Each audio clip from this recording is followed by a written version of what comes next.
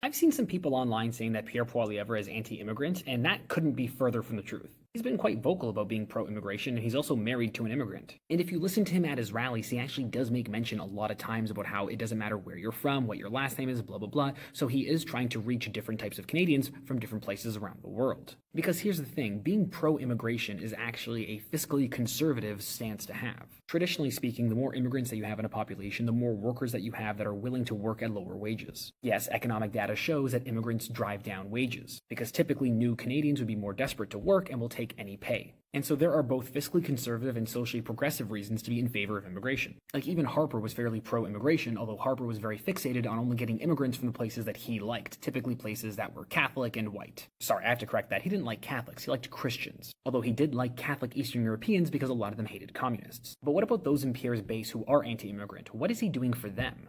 Arguably not much, but here is what I would do if I was a conservative strategist trying to appeal to those people. I would support social programs that make it easier for domestic Canadians to have kids. Increase the Canada Child Benefit, support the daycare program, give people money when their kid is born, give them more resources and more services. The reason why most domestic Canadians don't have more kids is because it's expensive to have a kid. But if this guy came out with a pro-natalist policy that allowed for domestic Canadians to actually afford to have 2 or 3 kids per household, that would be something that a lot of people would back. But nope, he wants to cut the daycare program. He's called it wasteful spending before. Even though economic data from the last couple of years shows that it's been a successful program, and economic data from the past 10 and 20 years in BC and Quebec show that it's actually extremely good for the long-term health of an economy. But yeah, Pierre is not anti-immigrant. He might be racist, I don't think he is, but he might be. But definitely not anti-immigrant.